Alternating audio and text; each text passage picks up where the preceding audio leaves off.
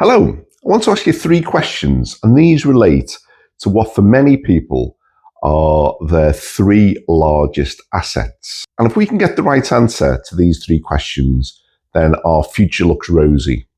If, however, we get one of these questions wrong, we could suffer the consequences for 30 years or more. So here's the first of the three questions, and it relates to what for many people is their third biggest asset, their car. So when choosing a car, do you A,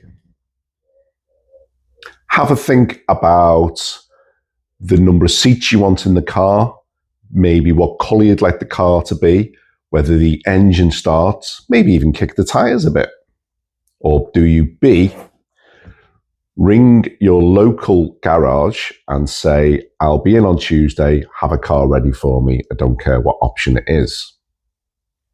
Now the second question relates to what for many people is their second biggest asset, their home. So when you're moving home, do you think about what the location of the home is, how far it is from your workplace, maybe even how many bedrooms or bathrooms the home has? Or B, do you ring your local estate agents and say, pick me a house, I want to move in next week? Now, the third and most important question, and this relates to what is potentially the largest asset we have for many people, and that's our pension.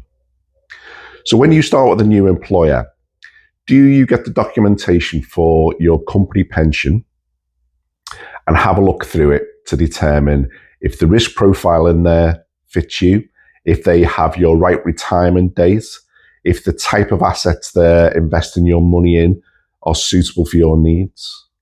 Or B, do you just go with the default options?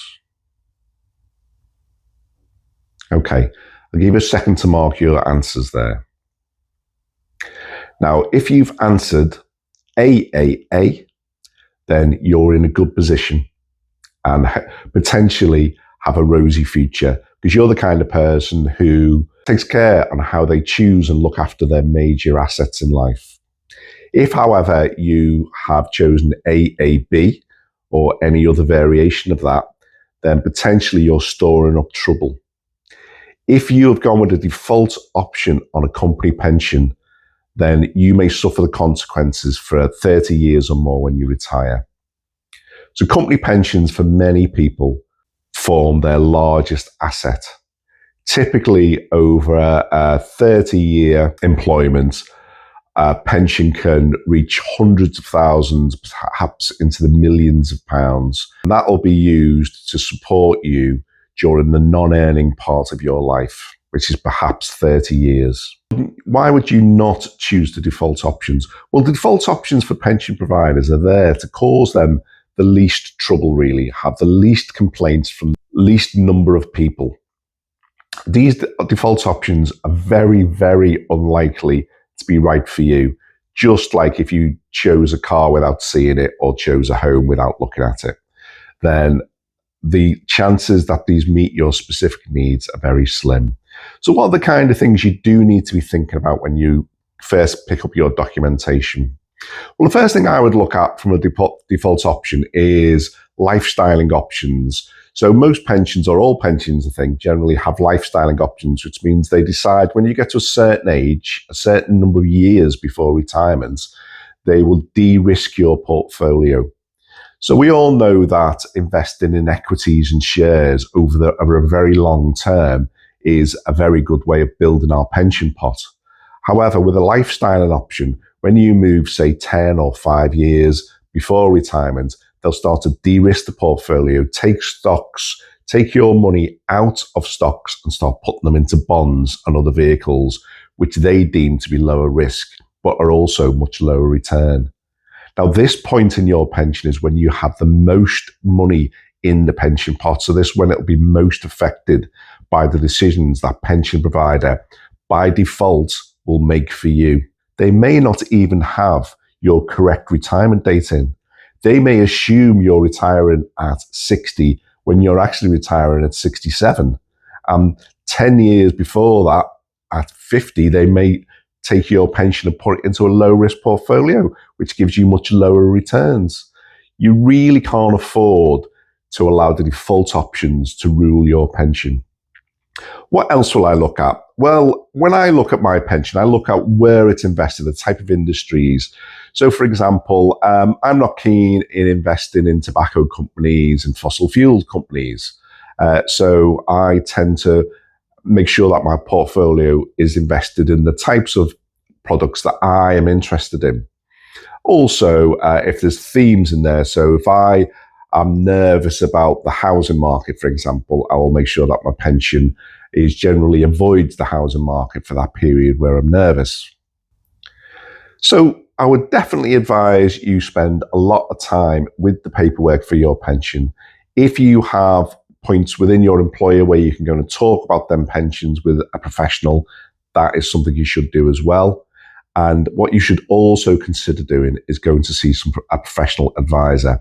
Now, not many people know this, but a couple of times or 2 or 3 times during your life, you can go to your pension provider and say, I would like some money out, please, up to £500 to go and spend on this regulated financial advisor for them to look through my default options, to configure my pension for me so that I'm going to get the best return for the 30 years or more when I do reach retirement.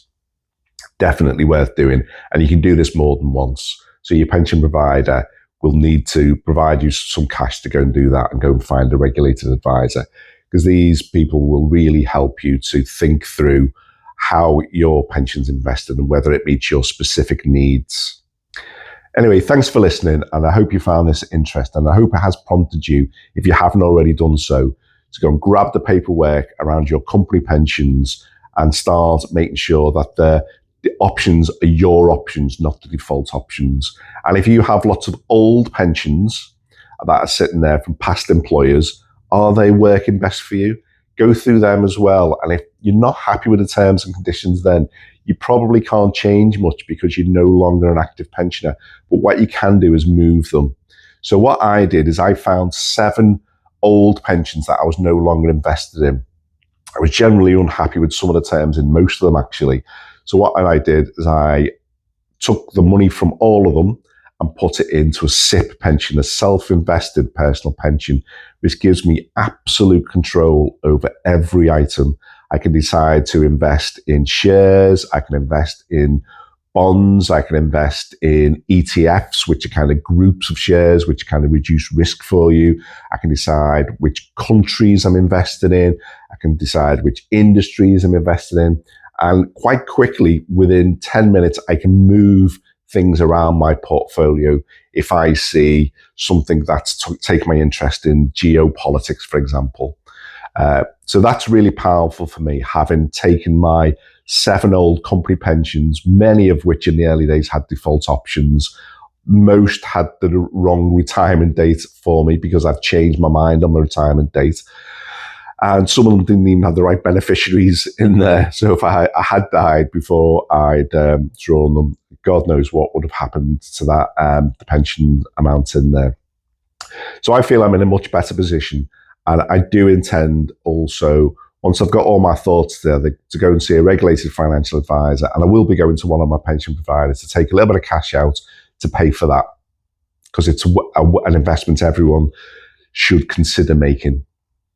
Well, I hope you found this useful. And if you did, please hit that like button and also subscribe. And I'll see you on the next one. Thanks.